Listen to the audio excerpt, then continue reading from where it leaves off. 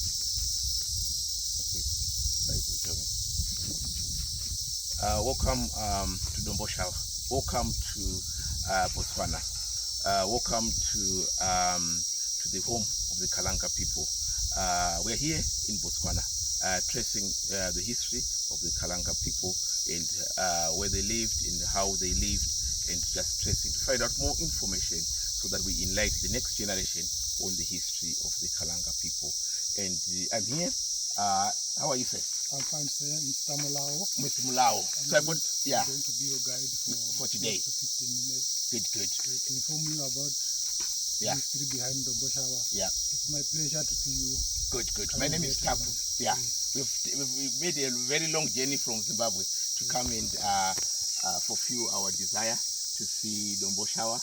And we've heard about it in history, but we haven't actually been here before, and we are pleased. So tell us more about Domboshava. Thank you very much. Yeah. I welcome you to Domboshava. Yeah. So what happened here, this is the site of Domboshava, if you can see it. Yeah. So our site takes us back to the years of 15th century. Yeah. So the people who came here, they originated from the Great Zimbabwe. Yeah. So these people, they were under the leadership of a chief or a king by the name of Monomotapa. So Monomotapa, that is the house where they used to live. Yeah. Most of by that time, the important thing they were trading. Yeah. Especially with the foreign people such as Europe and Chinese. So why you are saying this is because in our site here, it was excavated around the early 1930s. So there are some of the artifacts which were found here, which include pottery, ivory, gold, silver. So most of the artifacts which were found here, they represent that this was a trading area for the Great Zimbabwe. So our site has got two sides. There is the downstairs here, and then there is the upper side where the chief used to stay. Yeah. So there's a group of people who were staying here on behalf of the King Monomotapa. They were like a lieutenant or general, like kind of. Just like that. He was really on behalf of the King Monomotapa. So on top of the hill, that's where the chief used to stay. But we don't have the real name of the chief.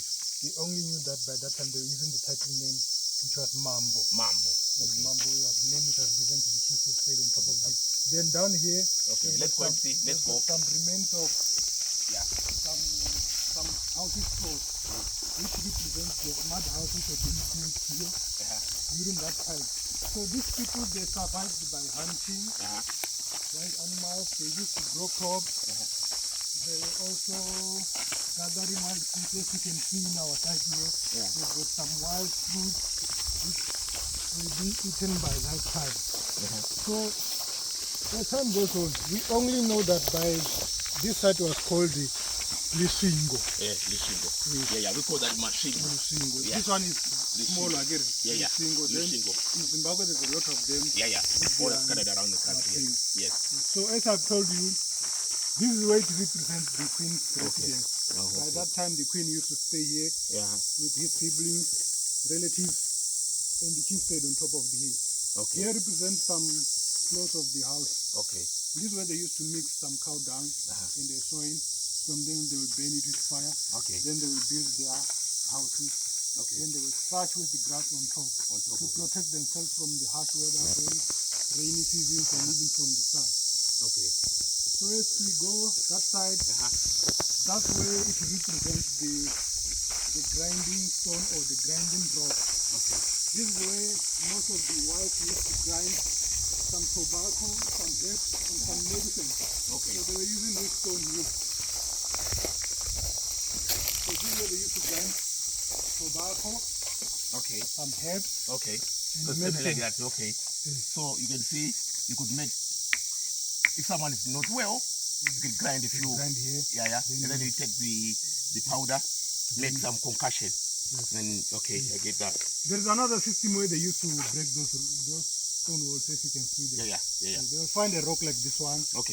Then they will burn it with fire. After burning it with fire, then from them they pour water. It's going to burst, then crack into pieces. Then they manage to build their stone walls. So this stone is called the granite.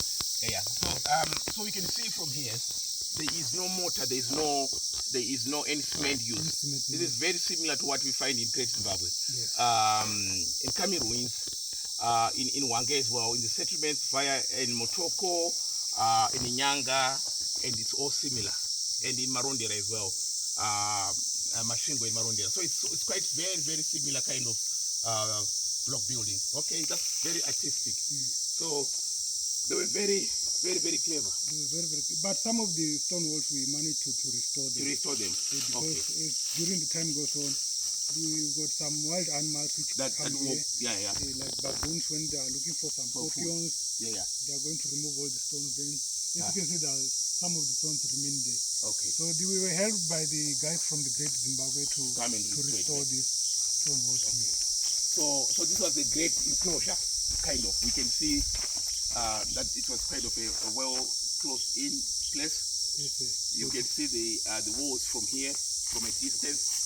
So it's kind of a dare, where people would come and gather.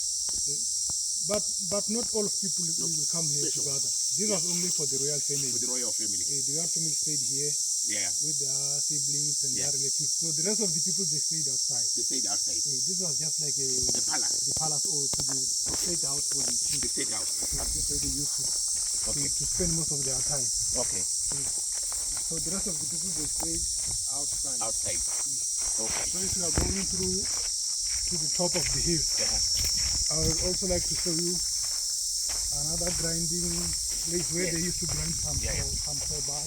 Not sobat. Where they used to grind. Yeah, even like here. This was called. This is where they used to grind some lazy. So we call this huyo in our area. We call this huyo. So they'll do something like that. And then create some of that, stuff. So as time goes on, we upgraded from generation to generation. Okay. From grinding with the time we went to the pounding. As time goes on, now we are no longer using the pounding, we are using the machine. So we pound, okay. So now this is the route which we are going to the chief's residence. So we believe that most of the wife, he spent most of his time down there, cooking, preparing some water for bathing. How many wives do you think he would have had? According to history, they believe that he had a lot of wives. We don't have that number because most of the time we think he had maybe like 3 or 2. Okay. The special one. So this is the stairs that goes. So this will be like a bodyguard waiting and guarding the place. Yeah, he had some of it, like it's the traditional doctors. Okay. They stayed on top of the hill with him. They spend most of the time on top of the hill here. So you have a doctor here? What? You have his doctor here? He have his doctor, everything. Okay. So advisors. Advisors as well, generals. And by that time, it was I don't know whether I can say the spirit of the Africans. They believe that the chief should stay on top of the hill. Okay. So that it becomes easy for him to be protected.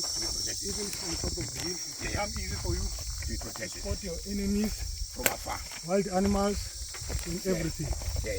So if you heard them talk about the rain-making ceremonies in Matongeni or Matopos from here, they used to travel to Matongeni. No, by that time I haven't heard anything about rain-making. To go and pray for the rain. And to go there. No, I only knew that most of them spend most of their time here, but behind the cultural events, I don't know a lot about it. About that. So when you come this side, here represents some, you can say some houses.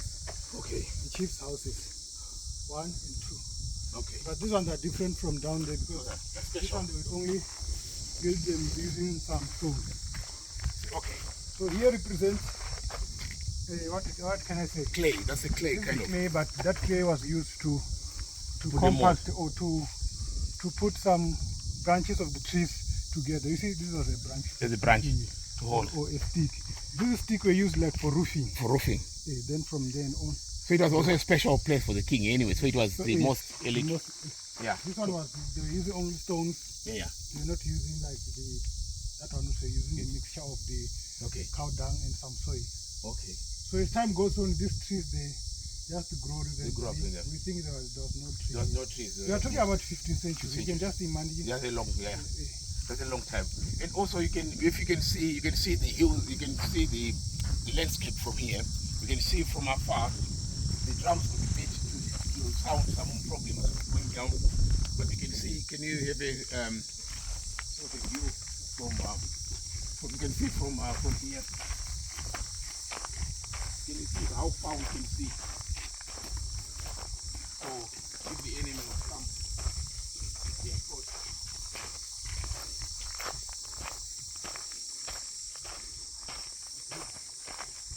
Look at how far you can see from there. Yeah. This is The view. A small village called the Vokwi. Yeah. Part of the villages that can be found in northeast. Okay. So this side in Domboshava is between two small villages. Yeah, yeah. Which is Vokwi Yeah. and Kalakamat. And Kalakamat. But originally it's on Kalakamat. Okay. So the two things that I wanted to ask. How are we getting the heritage kept with the other coming generations so that we keep on having this protected as a way to remember the past for us to forge ahead? I think the most important part about the heritage side is that we are trying all our best. Yeah. With Botswana National Museum and with our trust. Yeah, to say, so make that sure we can interview or record some historical information behind those Yeah. heritage sites. We have got Mantenge, Yeah. we've got Domboshava, we've got the Gandanyemba in Lakwani. Gandanyemba. Okay, what's the? Yeah, okay. Gandanyemba, there is some Sites similar to this. they are similar to this, but they are different in structure. So they are not having stone walls. Oh, okay. They are having where they used to hide some Treasures. call Grain. What do you call from the field? Oh, the grain. The grain. So this was probably a farming area. Gandanyemba was for farming. For farming. So but people here also they used to farm. Okay. But Gandanyemba is very far away. It's found in Lakwani. So going back to your question, we are trying all our means so that we can record all those information, getting from our grandparents, so that we can keep it going. And the other thing is that we are trying to promote our culture, like making some cultural festival where we come there, celebrate as the Kalangas from Zimbabwe, the Kalangas from Botswana. That's what I've been saying. We have got our celebration place there in Domboshava. You see, you saw the lodge. The other side is called the Domboshava culture. That's where most of the Kalangas they meet during the year. We celebrate our culture through attire, through food, through our language, and everything. Okay. But unfortunately, this year we didn't do that. to do this because we are still we are being affected by the COVID. Okay. So, do you also want to market yourself out into Zimbabwe so that you get? We are ready to do that. So you are ready to do that, so that people can come from. So people confused. Yourself, I'm really happy because I think from there on I'm going to work with you. Day and night. Something. I would like those people to come here. I would like them. So you have had it all. So you need. We are asking Zimbabweans that we want to come and see Domboshava to come, and regardless of all other issues that happen, there it's a place World Heritage. It's not a World Heritage site, but it's a heritage site, national monument that we could come and visit and also get some knowledge on the past. It makes us forge ahead. We got to know our roots so that we can understand our history better. So things are getting better, and thanks very much for the input. And we are going to see another site where we're going to see it's a well. Do you know what that well is all about? That well is all about. I know that there's a well in Kalakamat. It has got a lot of water. It never gets dry. Why does it not get dry? I can say it's inside the rock. And it never evaporates. It evaporates, but it never gets dry. Okay. And it's a praying site. It's a praying site where people they usually go there and worship. They communicate with their ancestors and everything more. Okay. But it's still the same as the Domboshava. It's a monument. And they're the same people. Okay. Because why we say it's connected with the same people is that most of the time when there was no longer water around here, these people would get their pots, then they would go and fetch there. They go and fetch there. And they come here. And we found that there are some of the pots which were being broken along the way. Which these pots were from here. So like a new Murora or a new Mukoti, and he doesn't know how to carry it. Then he goes, and then if you send home to say you're not wife material. most of the artifacts which were found here, they were found there. Okay. Which would mean So they're relating there. Yeah. So they come from here going there to go and fetch water. Fetch water. And then they'll come here. Okay. Wow. Thanks very much for all that insight. And I'm so pleased to be here.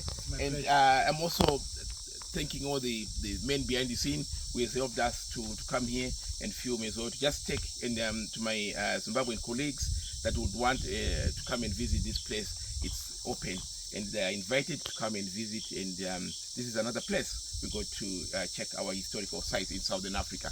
My name is Taku Mutefa. Thank you for listening. Bye.